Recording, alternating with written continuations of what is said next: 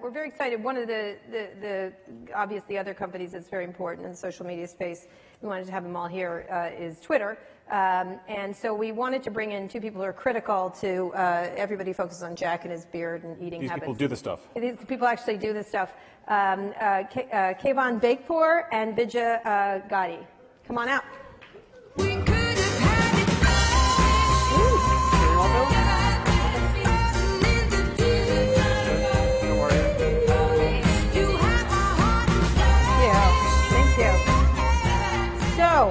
Start drinking.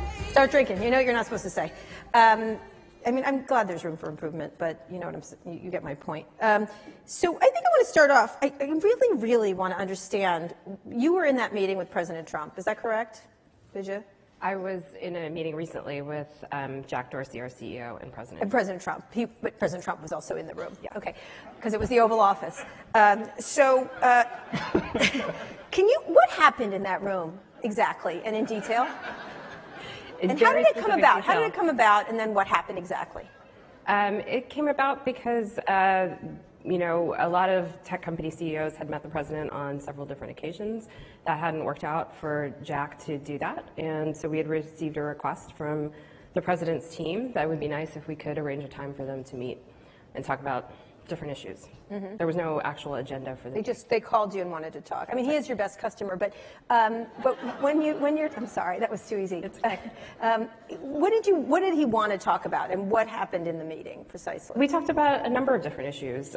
We talked about the platform, the use of the platform around the world. Jack also specifically talked to him about improving the civility of public conversation and how important that was. Yeah. So it was a wide-ranging meeting, talked about a lot of things, but it was also about 30 minutes. So how much can you really talk about? Yeah, when you talked about civility, could you sit there straight-faced in terms of? She's doing it now. I know she's doing it excellent. I'm excellent at straight faces. It's true. I think it was really important for Jack to bring this topic up. Yeah. That was his purpose in attending this meeting, was to impress upon the president how seriously we take these issues, and also to talk about what we're trying to achieve, whether that's our work around election manipulation and preventing that from occurring, or about improving the health of public conversations and why that's important to us. So, can you talk a bit about the dynamic between Jack and you guys? So our perception is Jack goes out and he does listening tours, he talks to us, he does a lot of thinking about things and describing them as difficult, and then my understanding is then you guys have to do the work. Does he bring you an idea and say, let's fix civility, let's have healthy conversations, you guys figure out how to do it? Does it bubble up the other way? I think that what you're touching on is that Jack's been instrumental in defining the topmost company priorities. So shortly after he came back to the company a few years ago, it was really his sort of his encouragement to get us focused on increasing the health of the public conversation as a topmost company priority. He brings that to you, says, I want to do this. It's something that we discuss as a management team. Like, as we flow down priorities across the company, Jack is most involved when he talks about the topmost company priorities. We then, as leaders, I myself on the consumer product side, we figure out how to translate that into a cohesive product strategy, because for us, if we want to focus on increasing health, or if we want to focus on making people comfortable talking in public, that sounds great as a top-level company strategy, but really translating that into a cohesive set of things that we can focus on is where we, as a cross-functional team, do all of our work. And then how granular does he get? I mean, there's a lot of, whether it's Trump or, like I was talking to Susan about YouTube and Crowder thing, oftentimes there's a discussion about, do you bring the CEO in to weigh in on whether this person should be demonetized or whatever the other punishment is? How often is he involved in a discussion like that, whether it's a very specific policy thing or this person needs to be off the platform? So I'll let Kayvon talk about product, but on the policy side, we have well-established policies and guidelines that we use. So I cannot remember a time where I've talked to Jack about a decision that we're making. I inform Jack about a decision we're making, so if he's going to read about it on Twitter or in the media, he's aware of it. What I do involve very deeply with conversations with Jack is where our policy is going, and how that ties very closely to the product and what we're trying to build. So those are the types of decisions that he would be very active in and that we engage as a team on. And so, go ahead. I was going to say, I think one of the amazing things about Jack as a leader is that he empowers other people, in particular his executive team, to be as autonomous as possible in driving their areas of the business. So likewise, Jack doesn't get super involved in the day-to-day product decisions. He empowers me and our peers in the sort of product engineering, design, research organizations to, drive the strategy and make our decisions. And we get Jack involved when we can really use his input and help shape, the work that we're doing. He's got 2 jobs too, right? So he can't. Does he have another job? That's what I heard. Oh.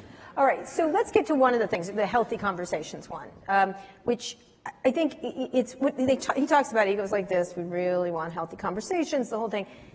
Twitter, I think, arguably could be the place where a lot of unhealthy, where it starts and it begins and ends with really healthy conversations. Now, I myself have called it many times a cesspool, although I love it at the same time. You know that. I use it quite heavily. I use it for all kinds of things I do. How do you, to me, the very nature of it is that it is a cesspool. It's never not going to be a cesspool because of the way it's built. Can you each talk about that from a policy perspective? How do you change that? And you don't have to agree with my cesspool assessment, but I think it's completely accurate, is how do you do it from a policy perspective and then from a product perspective? Because what it's built on is saying whatever you want, and when people can say whatever they want, they say terrible things. I think... Start with product. Yeah, I think that the way I think it's helpful to look at this is really starting with why we're even doing this in the first place. Yeah, I often wonder that, but go ahead. Yeah, I'm sure you do. Yeah. Our purpose as a company is to serve the public conversation. And we think starting with that and articulating why is important because it helps explain everything else that we do and some of the things we don't do. Mm-hmm. We think public conversation is important because ultimately it helps people learn, it helps people solve problems, it helps people realize that we're all in this together. I think some of the most important issues that affect civilization are increasingly going to be worldwide issues, not issues of a particular nation state. Things like climate change and displacement of the workforce and all these sorts of things. I think having public conversation allows the world to better address these issues out in the open. And I think that starting point is sort of the thesis for why we believe Twitter needs to exist. Now, if that is your purpose as a company, you necessarily are creating a scaffolding that makes a ton of things really difficult, right? You're fundamentally predicated around letting people talk in the open. That's both terrifying and really powerful. And of course, then from there, you have a bunch of existential crises. One, if that public conversation isn't healthy, no one will want to participate in the first place. And that tells you just how... Or they will. Well, they will, or it'll be miserable and they won't do it anymore, or they will and they'll feel awful doing it. All of these things, regardless of what the motivations are nevertheless bad because they get in the way of that purpose living up to its potential. But that's one existential crisis that, again, we can go into detail on how does that actually impact our product prioritization and the work that we do, but that's one issue.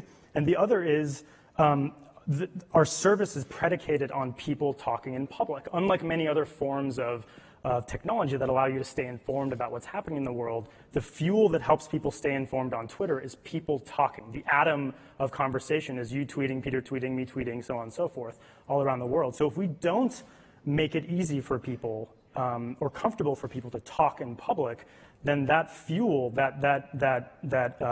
those atoms of content that ultimately allow all of us to stay informed about the important things that matter to us in the world goes away. And so those two objectives are the basis of everything that we do.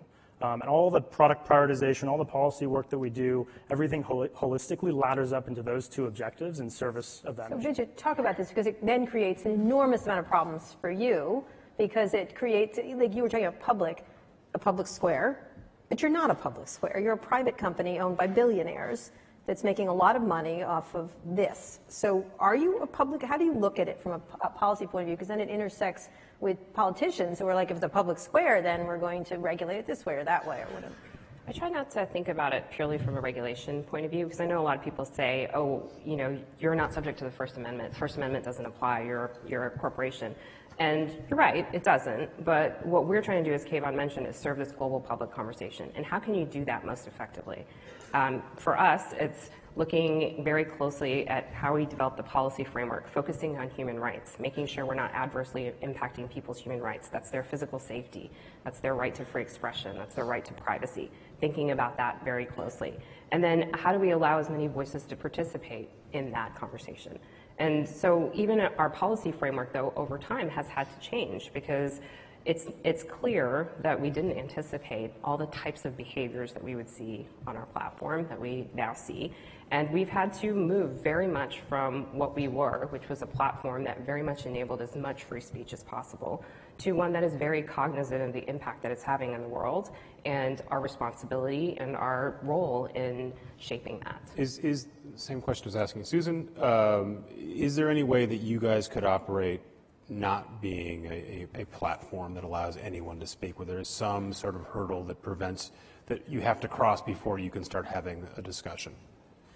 We could. I think that would be a fundamentally different product that would be not as good for the world. I think it is, I personally believe, and a lot of us at Twitter believe, that there needs to, global public conversation is fundamentally a good thing for the world. But most people who are tweeting, right, it's a very small minority of the users, right? Most people are passively sort of consuming it, right? You guys know better than me, but I'm assuming it's a fraction, a very tiny fraction. So you sort of have that already. Couldn't you say, look, before you start spewing whatever, whether it's sewage or anything else, we need some bona fides? I think it's a convenient thought exercise to run, but if you think about the sorts of things that you and I, as customers of the experience, when we open up Twitter to see what's happening in the world, when you think about the sorts of things that we're able to learn about, whether it's a breaking news event or our favorite sports update, you're not oftentimes you're hearing this information from people out in the world who are on the scene of the breaking news event or have some perspective that has a variety to it that is not coming from. But increasingly you guys are pushing people towards, look, you get this NBA beat writer to comment, right? So the early stories of the Hudson landing, the plane landing in the Hudson, and someone snapped that photo, or the guy who was tweeting about the helicopters at the Obama raid. Yeah. Osama bin Laden raid, right? Those are great anecdotes and they're cool stories, and it's part of what makes Twitter cool. But it's not the majority. It is literally the majority. Yeah. Like the minority of people talking on the platform are folks such as yourselves who already have immense platforms of followers who you can reach through a distribution platform like Vox or Recode or whatever it is. But the majority of people who talk on Twitter don't have thousands of followers. They have tens of followers or hundreds of followers, and it's that sort of flourishing ecosystem of people who can talk and find other people who have like-minded interests to ultimately discuss the things that matter to them that makes the service the service. And it's the reason why when the 1 in a million situation, whether it's a plane landing in the Hudson or the helicopters in Abbottabad, that piece of discussion happens to actually matter for a bunch of people outside of their circle. All right, so let's talk about the challenges you each face with the product right now. We'll get to regulation because you're a smaller entity. I don't think you're facing quite the same challenges that Facebook and Google are. With your company is not pulled into things except when Ted Cruz gets mad about whatever he's mad about. But talk about the things that affect you. What is your major policy challenge right now for Twitter from your perspective? I think one of the toughest things confronting our industry is how to deal with the lack of trust in information, misinformation, whether it's deliberate or accidental, and how we address that. Obviously, people come to Twitter to find out what's happening in the world, and if they can't trust the information that's on there, they're going to stop using the product. So it's a very, very important issue, and I think the challenge with it is that it's not just about a policy. I can say you can't say anything untrue on Twitter, but I would never be able to enforce a policy like that. So how do we approach this issue in a way that we can use technology, that we can use the product itself, and create a scalable process for dealing with this type of content? So we're trying two different things. One we launched back in April, which was a policy around misinformation specifically in the context of elections. So anything related to how you vote, how you register. And we rolled that out for the elections in India, which just happened, as well as the European elections, which just happened, and we were enforcing that policy, and we learned a lot from it, including the fact that people make jokes about this stuff, and they didn't think it was going to be taken seriously, and all of a sudden, a joke about when to vote got taken off the platform, and they weren't very happy about it. So we're learning how to handle this. The second thing that we're working on is, again, focus on this offline harm. Really, because those are the things that matter most to people, is we launched in May a new product intervention. When you search for things related to vaccines, you get directed to authoritative accounts such as the Department of Health and Human Services. So again, learning how we can best do this in a way that addresses this very monumental challenge in front of us. But not removing anti-vaxxers, just pushing them somewhere else. Your preference is not to decide. Our historical preference has been not to be the arbiters of truth. Many reasons for that, including a lot of our customers who don't want us to be making those decisions, and it's hard for us to do it at scale. But you are putting your thumb on the scale, right? You're saying this is stuff we like, we're going to promote more of that, and the stuff we don't like. And again, all the platforms have a version of this, right? It's not about what we like, but yes, we are changing the scales. We are trying to amplify content that we believe comes from credible sources, reputable sources, and we're going to, over time, be able to de-amplify content that doesn't. But I don't think that that in and of itself is going to be enough, and we're going to need to be able to do more in this area. But I would say this is one of the biggest challenges. Why not just go there and say that's what you're doing? It's been such a, I remember when I saw Jack before the Alex Jones stuff that happened. I'd love you to talk through that, because we were in a thing and he's like, we feel like he should talk. I said, you're going to be taking him off. And he said, we feel like there should be voices. I said, and yet you're going to be taking him off in, I don't know, 3 months. And he goes, no, and then he took him off. And I wrote him out. I'm like, oh, you took him off. It just was sort of, why not just go there to where you're going to end up anyway? Why drag us all through this mud? I think these are two very different situations. Okay. So I don't want to talk about that one in the context of this. I think this is an enormous challenge for the industry, and we're actually trying things. We're trying to figure out what works best. So it's not that we're not going to go there. I want to be very clear. We are going to do our best to address this issue. It's one of the most important things that Kayvon, Jack, I talk about, along with our CTO. And so this is where we're going. We're learning how to best do it. Every platform is not going to be the same. Every solution is not going to be the same. And we're also watching what our peers do and see how that works as well. So Susan was talking about the fact that YouTube can use all of Google's capacity to handle this problem. Facebook has, I think, 4 times as many folks working, period. The workforce is 4 times as big as yours. Just technically and from a personnel problem, if these 2 giant companies who have the same problem are struggling to deal with it, how do you guys tackle it? Well, I think maybe connected to the previous conversation we were having, but also maps to this question, I think one observation that I would make as a critique of ourselves is that I think historically with this general problem space, we've over-rotated on trying to solve the problem too much through policy and enforcement and not through also through product and technology. I think fundamentally this whole space is a policy, enforcement, product, technology, incentives problem. It's really does it a disservice to try and simplify it into just one of those buckets. And so I think first and foremost, we have had to have a shift internally around treating it as a holistic problem that all of our peers across policy enforcement, product, et cetera, work on. And so I think that is why over the last 1.5 years, we've made so much progress on health, and why I believe over the next 1.5 years, we will make even more progress because we actually are treating it holistically as a problem. When I think about what we've done on the information integrity side, of which Vijaya just mentioned, just election integrity, but when I think about what we've done on information integrity, on conversational health, we've brought to bear more product and technology solutions that start to tip the scales, to use the phrase that you did, around de-amplifying content that we think is likely to be against our policy. Give me an example of that. What's something that you did that? Yeah, I'll give you a few examples. Maybe just starting from the beginning. One, we actually have simplified our policies to make them human readable so that they're not just in legalese. We announced this last week so that every one of our policies fits in a tweet. We actually enforce those policies more quickly with more agents and more proactively. Right now, 40% of all of our enforcement happens proactively, and that's more than double what it was this time last year. Agent, that's human beings, right? It's a combination of agents and machine learning, but in aggregate, 40% of our 40% of tweets that we action for terms of service violations, we now action proactively. So that's one. The second, your complaint process. Meaning it's not through a complaint process. Exactly, not through a complaint process. Yeah. On the information integrity side, we've made a ton of progress around things like account compromises, fake signups, malicious coordinated activity. These are all sort of foundational aspects of sketchy behavior that happens on the platform that's unwanted. We've made dramatic progress there. Just as one example, we now challenge and block between 8 and 10 million accounts per week. That a year ago, would get through our sign-up process that now don't as a result of the work. These are people who are signing up, or robots that are signing up. It's a combination of all of that.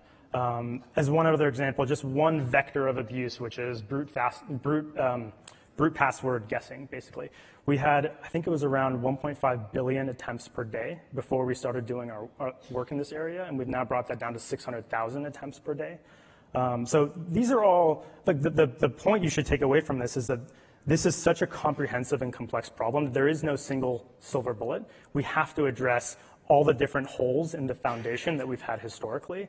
And another example of this is on the conversational health side. A lot of what people consider abusive on the service doesn't actually violate our policies, because what Kara finds abusive is different from what you find abusive, and so on and so forth.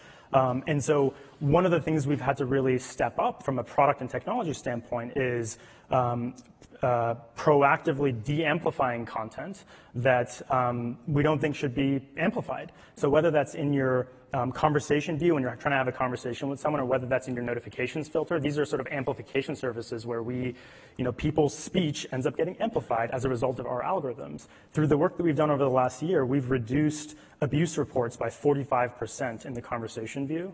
We've reduced the number of blocks in the notification tab by 30% in the last year. And again, these are not like magic numbers, but they give us a sense of whether we are helping or hurting the things that we're optimizing. Do you have a sense of what happens to an Alex Jones or a Milo or someone who's on the platform you block? What becomes of their sort of social graph and power when they're not on Twitter? I don't have a direct sense of that. Obviously, we talk to researchers all the time about the impact of different actions we take, different policies we have. And one of the things that has been a topic of conversation is what happens to when you deplatform people.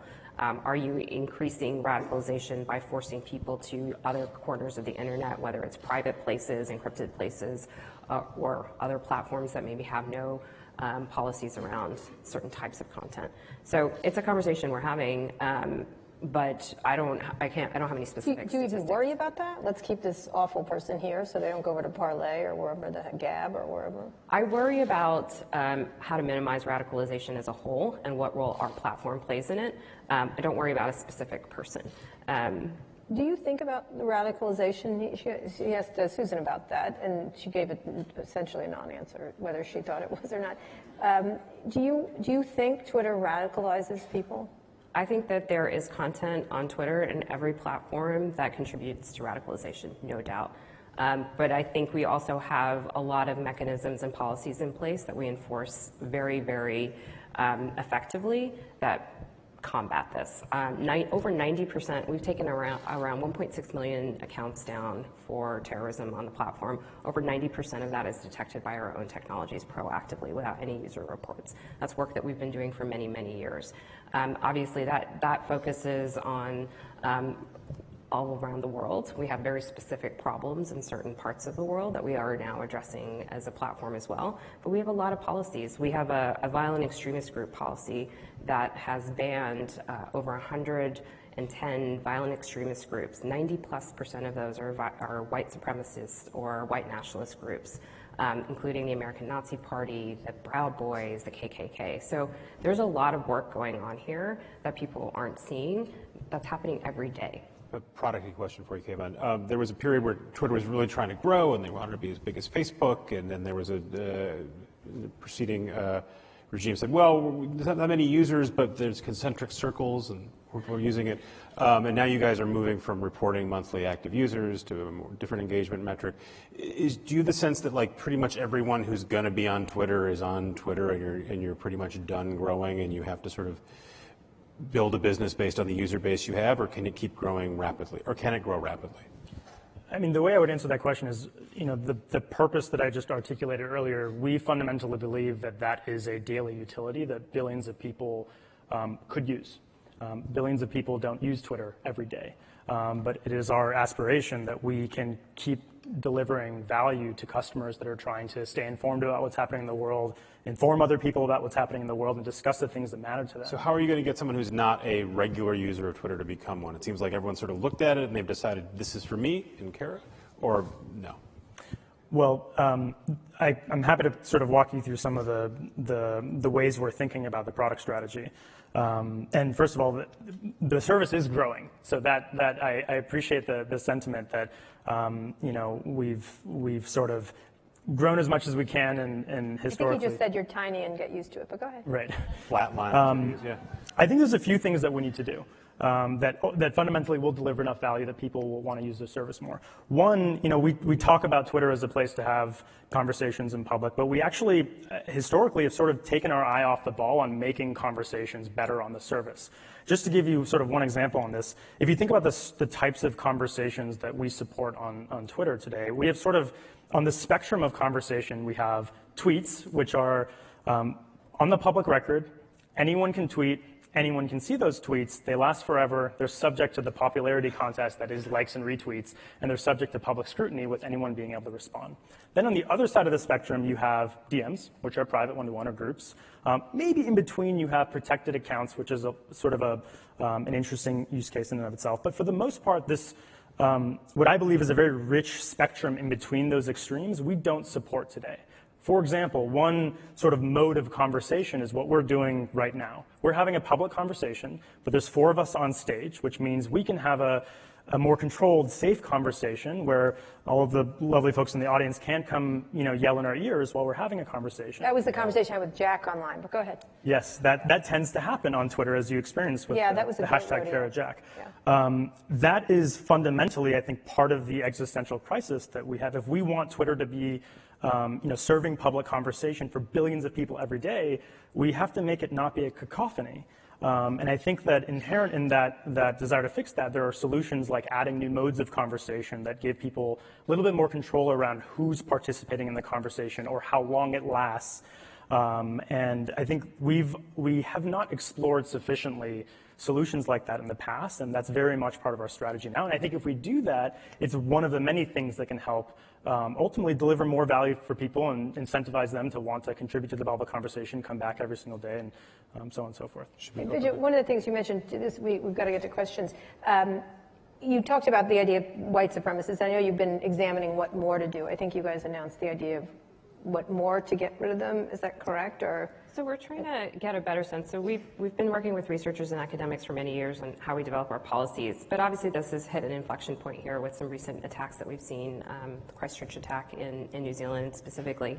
And we're trying to understand whether there's more we can and should be doing. There probably is. And one of the things that I always like to emphasize is our rules are a living document. They are going to change with the times. They change all the time. We're literally making updates.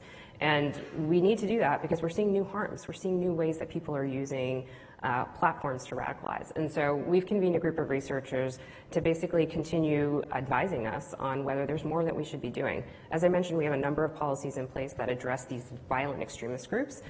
Is there more that we should be understanding there and more that our policies and our product can be You could make the platform not open. oh, this is Peter's thing. That's my thing. Yeah. not open or not public? Yeah. You could just say, look, you need to tell us you're not a white you need to prove to us you're not a white supremacist or other terrible person before you can start tweeting. So I think that's interesting. There's 2 things I will point out. Please fill out this Google form.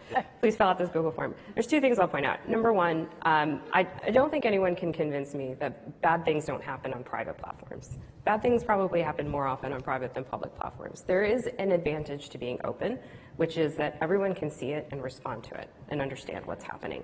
Now, there's a disadvantage to that as well, obviously, because you give people a platform. Yeah. So you have to find the right balance of being able to provide a space for ideas to happen, but counter narratives to flourish. So yes, you could do that. But I also try not to view this lens as one problem. This is not just about radicalization in America or in Western countries. This is about what's going on all around the world. 80% of the people that use Twitter are outside of the United States. Most of them don't necessarily engage in conversations around news or politics. A lot of them are just talking about K-pop, quite frankly. Right. So it's hard to, That's K-pop and not Kayvon. Yes, I know that. I know who they are. yes. There's a band called Kara. They are? Yes, I know the whole genre. But when you go ahead. Can I just finish to Peter's point? There are a lot of people in this world, and I spend a fair amount of my time talking to human rights activists around the world. And they greatly rely on this platform to document what's happening. So it's easy to say, like, let's just change this feature, but this is a product that is used by a lot of people for a lot of very, very important things in the world. But I'm going to ask a question, but getting back to Trump, your platform has been essentially hijacked by George Conway, Donald Trump, and AOC, as far as I can tell, on some level. You talked about not kicking him off. He's violated things that are in your things many, many times, and you all decided he was newsworthy. Just the way, for example, Robert Mueller couldn't pursue anything because he's the president. When he is not the president, what do you do? Well, we've talked about the fact that world leaders have an outsized influence on the platform. And so we do have a policy that thinks about the newsworthiness of the content, and for a couple of reasons. This content is available in so many different places. Rarely would a world leader say something that's only available on our platform. But he's used Twitter in a whole new way. There are plenty of people whose statements are also covered on media. Even if we deleted a tweet, that would get attention as well. That content would get attention. So I think that the improvement that we need to make here, which we're working on and we will definitely be delivering very shortly, is twofold. Being very, very clear about what's in the public interest and the balance that we're trying to strike between that public interest of people being able to view and respond to that content and the harm that that content could possibly have if it stays up on the platform. And the second is making it very clear in the product when we're actually making that call. Because it's not fair that this content, if it's a violation of our rules, that would be out there like every other piece of content and have no sort of information around it. So we have work to do there. It's actually going to be coming out very soon. We're very excited about this. But part of this is just transparency. I know that people aren't always going to agree with what we're doing and our policies and how we're enforcing them, but they should at least understand them. Yeah. I'm glad you didn't answer my question. Nice. Well done. Okay. Go ahead. Ina Fried with Axios. How big a problem is the false equivalency issue, particularly when it comes to how women, people of color, LGBTQ people, trans people are treated on Twitter? It seems that the case is that, someone will be harassed. If somebody complains, the person who is doing the harassing says, my free speech rights are being taken away, and they're more likely on Twitter, someone's more likely to be banned for the harassment they describe than the person doing the harassment. And what are you guys going to do about the sort of both sidesism, conservatives are being silenced notion? So I think one of the things that we're focused on, as Kayvon mentioned, is being more proactive on the health side, particularly being able to detect abuse and harassment. Today we rely so much on people to report it that I think what ends up happening is if you have a certain group of people who are more likely to either report or not report content, you're going to see some apparent bias on what that looks like. And so if we can get better at proactively identifying this when it's happening and addressing it before it's causing harm, then hopefully it reduces some of this appearance of conflict or appearance of bias. But I'm not sure what else your question is asking. So right now, I'm most familiar with what happens in the trans community. Someone will be harassed. They'll say, this person's harassing me. The person reporting the harassment is actually more likely to encounter negative consequences than the person doing the harassment. In terms of the blowback effect for the fact that they reported the person? In terms of Twitter taking action. You can't use the word transgender excluding radical feminist, but you can insult a trans person for being trans in terms of actual enforcement. I'd have to look at the specifics.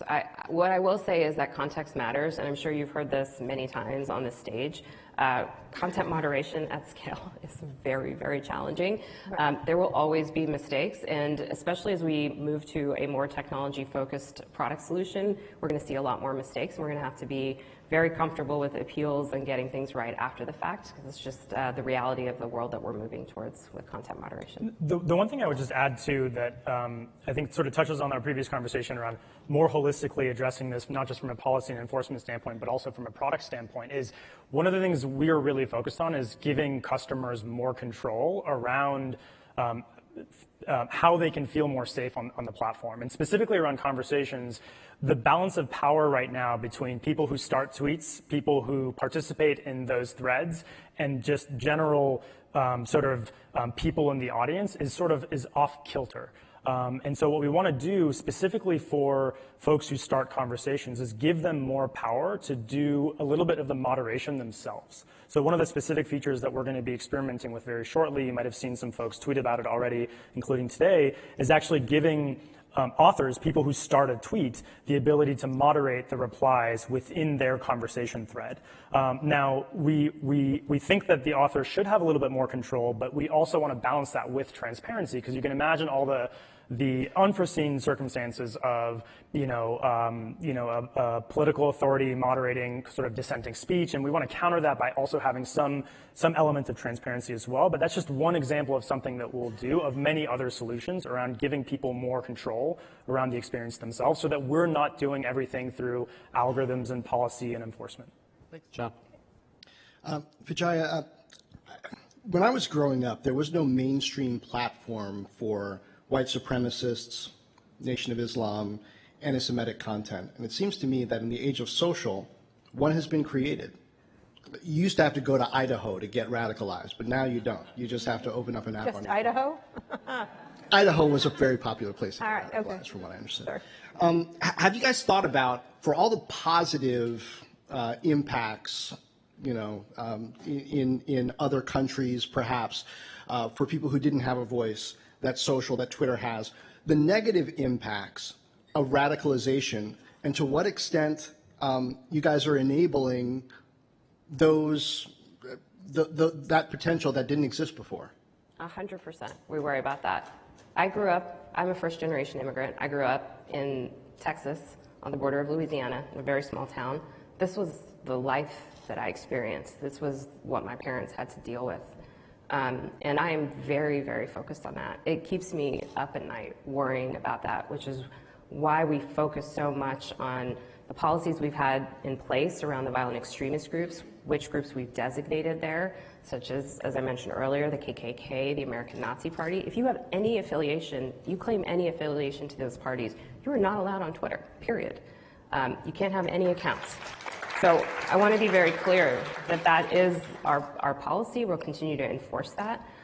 We do have work to do in terms of understanding what more we should be doing. And that is the work that we're engaging in. I don't want to make that decision all by myself, because there are a lot of experts who work on radicalization on the ground in these communities, engage in these conversations, and I want the benefit of their expertise and their opinions before I make further changes. But those changes are coming.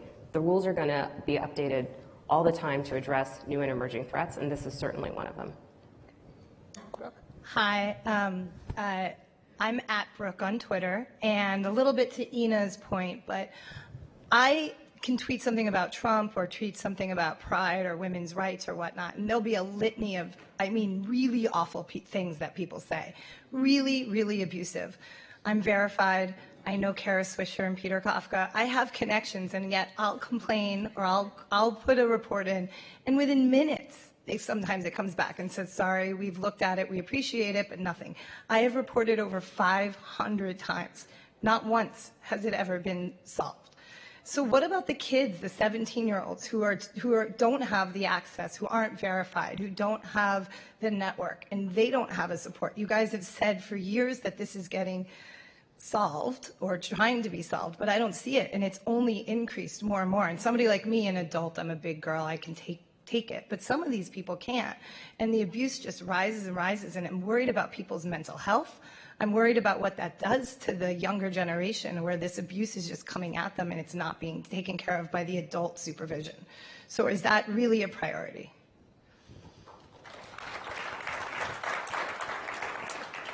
I think one of the things I'm most excited about in our efforts is to switch to proactive enforcement. I think that for too long we relied on people reporting things to us, and I'm sorry about your experience and the reports that you get. I can't address those specific ones, but I do think enabling Twitter to be more proactive and actually identify this content to the extent that we can is going to make a big difference for people, so that we can take action on this content before it even gets seen. So that's really where a lot of my hope is, and I do worry very much about silencing voices. I worry very much about the fact that abuse is directed towards marginalized groups, that it's directed towards women online. That has always been the case, and it continues to be the case. And how can you really have a global public conversation if you don't have those voices feeling safe and enabled to participate? So that is something that we're very focused on, and I think proactive enforcement will make a big difference there. Last question. Thank you. My name is Heidi Steinberg, and my question is, when you have a very high-profile voice on your system that, let's say, you can't take off, what leverage do you have in managing the content and misinformation that may come on? What can you do to influence that? Like Mars and the moon, for example. I'm sorry? Mars and the moon? You didn't see that one? I Oh, didn't. sorry. Or from That went by this Jack. week. Yeah. It was Trump. He said Mars and the moon are related in some way I don't understand. Tariffs. Terrorists. Tariffs. Anything that he Sorry. thinks that's wrong. Yeah, wrong. I hear terrorists when you say tariffs. It Got it. probably tells you a little bit about my job. Right, okay. So I think first I just want to address that there is nobody who can't be kicked off of Twitter. There is no blanket person that gets to stay on Twitter no matter what. And I've spent a lot of time thinking about different options around amplification in particular around that. And again, highlighting credible sources, highlighting conversations that are relevant to the topic, and making sure that there is a balanced perspective brought to the table. I don't know if you want to talk a little bit more about some of the work there. I mean, I think you covered it, but I think that in general, one of the things that we're shifting more of our attention on the product and engineering side is making sure we're bearing responsibility for where we are amplifying content, because I think speech is one vector, but amplification is the vector that I think increasingly is going to be more important for platforms like us to be responsible for, beyond just whether the content is or isn't up. I think over time, the proliferation of content is going to be pervasive enough that that won't matter as much as what we choose to amplify, what we don't amplify, when we amplify it, what context do we put around it, be that editorial context from us or editorial context from partners. I think that is an area that is really important for us to keep making progress on. Is that what conservatives call shadow banning, though? Is that the same thing? I think people use shadow banning very, it's sort of a loaded term. Yeah, a little bit. But I think that for us, one of the core principles around anything that we do on the amplification front is to be transparent about it. I think so the sort of, the notion of shadow banning implies that you're not being transparent because Peter thinks he tweets something and it doesn't actually go. But again, like we were talking at the beginning, you do want to put your thumb on the scale and say, this is information we think should be pushed out, that should be amplified. We think anti-vaccination information should not be, and you're comfortable saying that. Yeah, so Say that a little bit more louder, though, right? Yeah, so long as we're transparent about it. Like in the case of the vaccine sort of circumstance is extremely transparent because you search for a hashtag, and boom, we have basically context that's directing your attention towards more credible information. So I think taking that principle of transparency and applying it across different circumstances is really important. Okay, very last question I'll give you. Give me, what is the most important product innovation you're making this year? You're going to come on my live Twitter to do the guest thing, but edit button? Would you call that the most important information? I do. Everybody thinks we should have an edit button. Just It's not just me and Casey. It's a lot of us. I would highlight two things personally that I'm most excited about. Okay. One is the work I just described around conversations, around filling out that spectrum in between. The second is making Twitter a better place to find, discover, and talk about your interests. If you think about Twitter right now, it's entirely predicated around following people, which is great. 13 years of product evolution has brought us to a great place there. But as an interest network, it's sort of odd that Twitter does not expose interests and topics as primitives that you can follow or that you can mute. That's a really old idea for you guys. It goes way back to the old Twitter. Well, we've talked about it that way for a long time, but we've never really gotten far enough into exposing that as a product experience that you can use as fluidly as following or muting an account. And that's something that I think fundamentally has the opportunity of changing how people interact with the service for the better, both in making it more relevant for you and also giving you control around not hearing the things that you don't want to hear about. Sometimes I just want to watch the French Open and not have politics clutter my feed. What? What's that? Last question for you. What's your number one priority this year? My number one priority, it's hard to pick one. I think we're continuing to focus on election integrity, and I think that that's so critical for all of our democracies. Okay. Thank you so much. Thank you. Vijaya, Thank you. Kayvon, I'm very game.